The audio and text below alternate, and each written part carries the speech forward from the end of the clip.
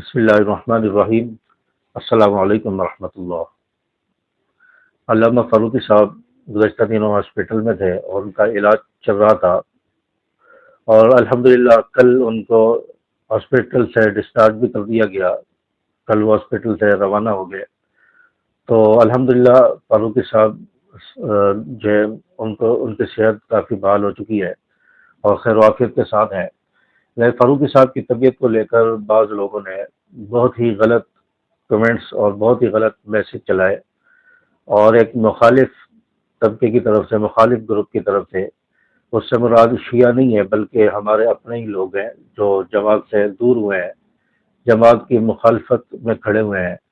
ان لوگوں کی طرف سے ایک میسج چلا ہے، اور ان کا ایک سرغنہ ہے جو سرپرست جس کو بنایا گیا ہے، اس کا نام لینا میں مناسب نہیں سمجھتا، تو اس کے نام کے ساتھ بڑی نسبت ہے، اور اس شخص کی طرف سے یا اس کے گروپ کی طرف سے میسج چلایا گیا ہے جس میں فاروقی صاحب کے لیے یہ الفاظ لکھے گئے: مر گیا مردود، نہ فاتحہ نہ درود، اس طرح کے الفاظ ہیں، اور ساتھ میں یہ لکھا گیا کہ اللہ تعالیٰ اس منحوس سے اس جماعت کو نجات عطا فرمائے۔ تو اس طرح کے الفاظ جو علامہ فاروقی صاحب کے لیے استعمال کیے گئے، اور یہ منافقین بے ایمانوں کی طرف سے یہ الفاظ کہے گئے ہیں۔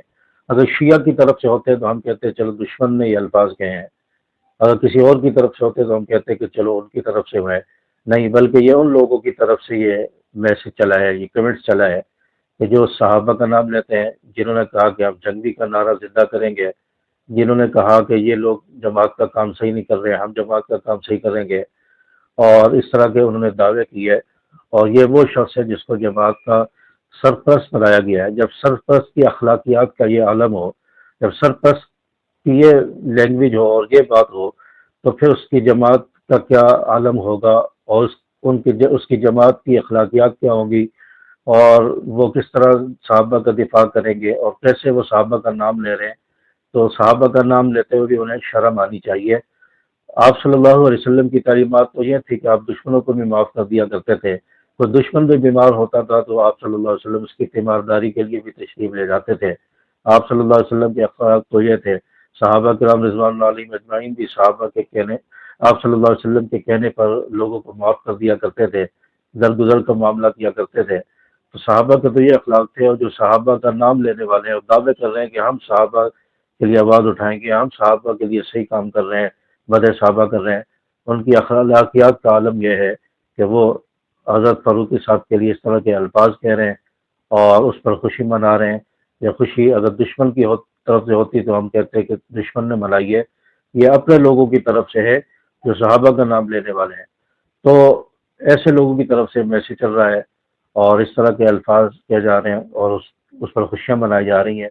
ان کی نالج میں یہ بات ہونی چاہیے کہ علامہ فاروقی صاحب الحمدللہ خیر و عافیت کے ساتھ گھر روانہ ہو گئے ہیں، اور ان کی صحت بحال ہو گئی ہے۔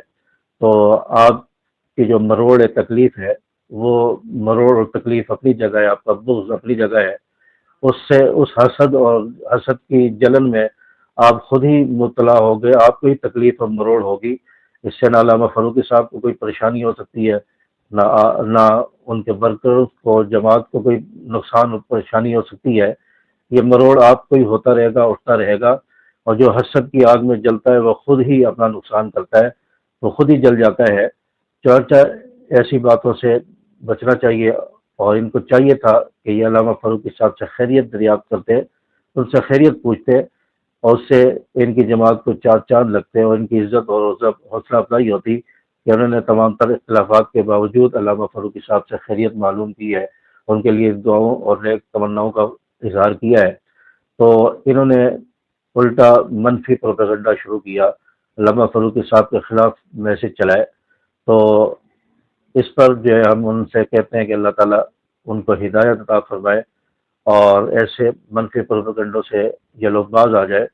اللہ پاک ہمیں سمجھ عمل کی توفیق عطا فرمائے۔ السلام علیکم ورحمۃ اللہ۔